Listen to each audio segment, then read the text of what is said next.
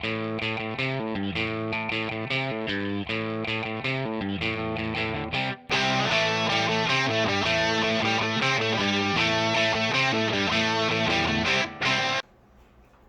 it going, everybody? Thank you for joining us here on Almost Intellectual. I've got Matt Rael on. He's now going to be co-hosting the show weekly with me. As you can see, we've got a brand new studio as well.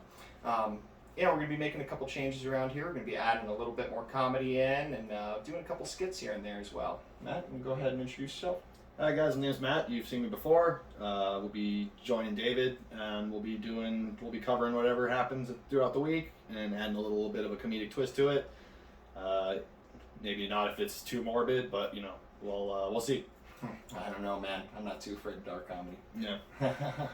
Anyway, we can go ahead and get into our first topic for this week. So we're going to be talking about kind of a hot one. It's been getting talked about a lot, but to be honest, it's not that new. It's ranked voter choice. So this has actually been around for quite a while. In fact, San Diego's been doing it since about 2004, and it's had different reactions in different areas. So basically, how it works is you get a choice of a couple of different candidates, and say you want to vote in an independent candidate. Well, you can go ahead and vote him in, and then you can put like Joe Biden as your secondary, or Donald Trump, or whoever is the big candidate that you know is probably going to win. Well, a lot of people are saying this could open it up for a lot of independent electorals, but in reality, in a disinformation voter zone, you're going to have a lot of weird reactions, such as in the Portland mayoral election. 17% of votes were actually thrown completely out because people were voting in basically just a bunch of no names, and that they saw maybe one commercial for in their district. Matt, what do you kind of think about if we're actually going to be able to get down to liberty a little bit more with this, or what do you think is going to go on with this? I think the ranked voter choice could backfire. Well, like you said, people writing in a bunch of no names, or what if people pick something stupid, and they write in like Scooby-Doo or Cardi B or Jesse Body Ventura or Vin Diesel, but not specifically Vin Diesel, his character from the Fast and the Furious movies. We're all family now. Well, maybe he could actually bring us more together than Biden could. I mean, it could only go better, to be honest, from there. At least he's younger. At least he has some sanity. But anyway, I think that we've all had enough of Fast and the Furious movies, and I think that we should put a federal regulation barring all Fast and Furious movies from being produced and made from this point on in the United States. Make it a federal crime to make any more of those god-awful movies. Mm-hmm. And I'm sure China will come up quickly with the Chinese replica of the Fast and the Furious. They'll just call it that. Yeah, they'll just call it that. Yep. It'll be quite awesome, I guarantee you. But instead of Tokyo Drift, it'll be Shanghai Drift. Mm-hmm. Or Beijing Drift. Well, we know it won't be Taiwanese Drift. It won't be Hong Kong. It definitely won't be Hong Kong Drift. Alrighty. Well, we'll go ahead and get on to our next topic. Cubans have been protesting for several weeks now in the streets of Cuba. They've been screaming things like liberty and holding even American flags on some occasions. And of course, Cuban immigrants here to the United States have been doing the same. And Cuban Americans all over Miami have gone absolutely crazy about this. While the mainstream media has some coverage on this, which is a little different than what the Cuban Americans like to say. Matt, would you like to highlight that? Yeah, so now apparently they already claim the American flag as a hate symbol, but now apparently liberty is also anti-government slogans. The media's stance on this is that they're protesting due to lack of coronavirus vaccines, when in reality they're protesting the harsh treatment of their dictatorial government. Then the media is trying to say it's the COVID vaccines, and it's the embargo that's been in place since is it 1959 or 1960? I believe it was 1960, 1960s. Yeah, so this embargo has been in place for decades. They're trying to say this is Trump-era embargoes, which is false. I don't remember who exactly put the embargoes in place. I think it might have been... Who was in... that doesn't matter now at the time anyway. Yeah, it's an old Cold War throwback, basically, that has been affected to Cuba because, well, the Russians used to put missiles there. It's not a very good thing. So, and people like CNN and MSNBC and groups like Black Lives Matter say the embargoes are making it so the Cuban people can't pick their own government, when in reality it's the Cuban government that is making it so the Cuban people can't pick their own government. Yeah, it's not like last time I heard there was a vote that didn't have Fidel Castro winning. Yeah. Anyway, well, apparently a lot of car enthusiasts have actually taken quite a bit of an interest in the Cuban refugees as well.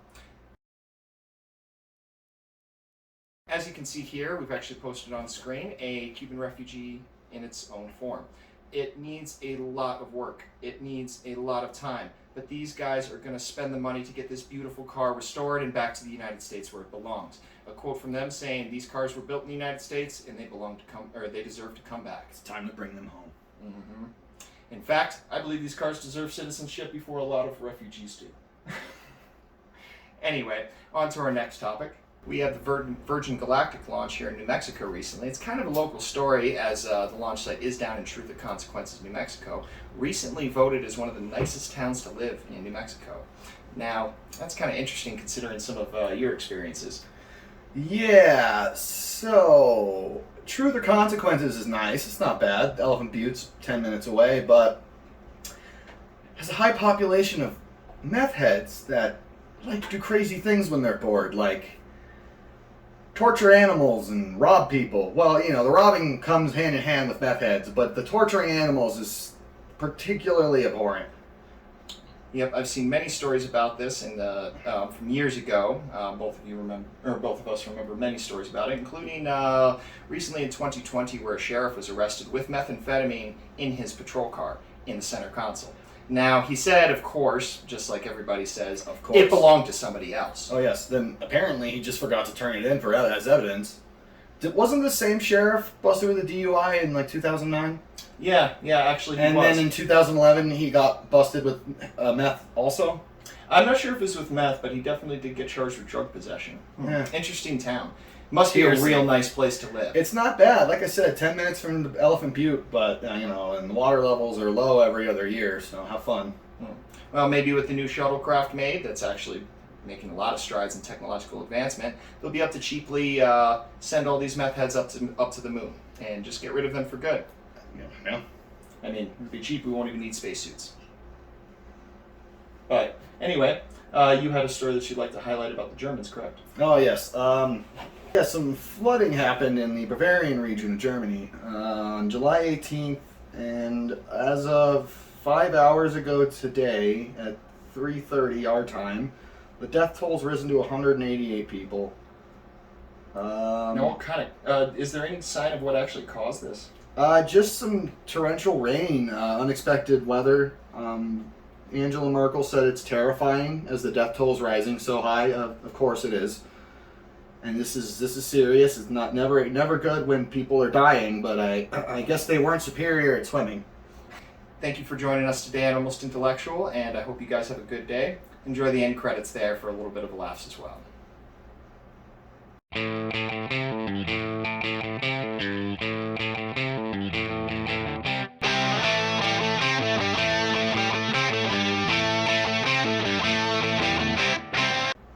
At least I made it to the moon before that prick Richard Branson. Alright, I got this. Okay. Alright, so on to our next topic. I'm just kidding, you're still laughing.